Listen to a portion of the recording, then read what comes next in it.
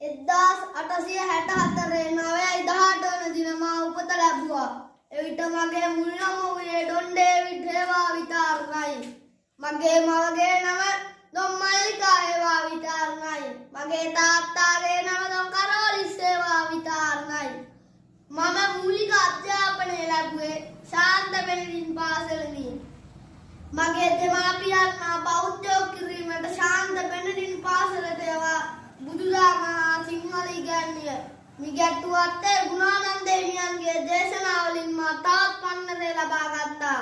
බෞද්ධයනි අවදි විය. බුද්ධ ගයාව බේරා ගනී යනුවෙන් මා මිනිසුන් දිරිගැන්වුවා.